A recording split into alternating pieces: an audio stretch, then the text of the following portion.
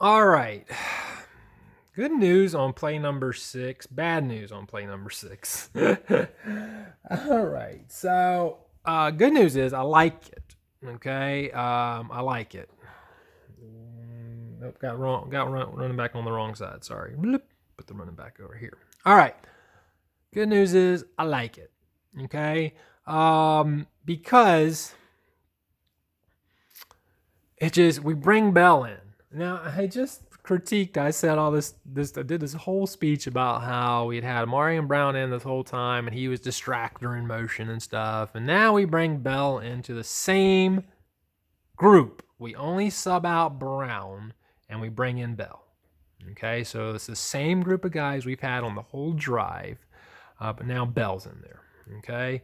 Now, he's not going to do any sweeps or anything like that on this particular play. We'll see what happens as we go forward. But, for right now, he's lined up in a bunch tight, behind Stogner right here. Okay. And they're going to, first thing, as soon as the play, they come to the line basically pretty early, these guys go ahead and they motion over here. And Stogner stays in the back. And then Jaheim comes up. Basically, almost in a bunch with those two, but it almost doesn't really quite appear like a bunch. It almost appears like he's off just a little bit, and more of a slot, very tight slot. So then after they motion over and adjust their position, now Wells comes in, and now it definitely looks like a bunch. I don't know. I have to look back and see if maybe Jaheim slid over, or just the appearance of it looked or whatnot. But it definitely looks like a bunch now. Okay, where you got the tight end here, here, and here. Play starts. It's a toss. Marshawn's running that way, and Spencer is going to toss him the ball behind all this blocking, guys. Look who we have. We got Juice Wells, Jaheim Bell, Austin Stogner. Great blockers. They're all going to be running, all over here trying to create the blocking, and Marshawn's going to come in behind them. It doesn't go anywhere. It's like a no gain play. I think is what it ends up being. I think they got right to the line. It's going to have to go back and look. It was very minimal. It doesn't do anything. I think they went right out at the line of scrimmage,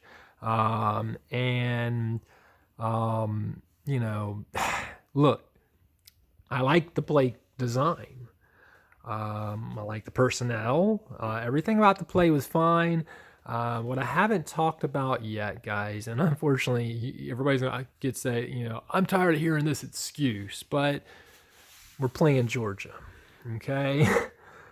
I watched some of the Oregon-Georgia game. I didn't want to watch it, and then I did a little bit and didn't have time to really watch it in detail and whatnot. But one of the things I kept noticing was Oregon could not get to the outside. Every time they would try to run something to the outside, Georgia just beat them to the perimeter, okay? They were just too fast to the perimeter to beat them out there. And basically, we tried to beat them to the perimeter, and we couldn't. They didn't beat us on the play where they were able to penetrate, and sometimes you'll see that, so kudos to our guys because the defense just made a great play, and there was just a no gain basically on the play. Nobody got anything out of it. We didn't lose anything out of it. It was a cool play. It was a cool design. It's going to work somewhere else, guys. I feel like, it didn't work today. It didn't work that time. So that's it. But, back to harping just real quick. If we had Bell in now, why hadn't he been in these motion situations? I don't know. Whatever.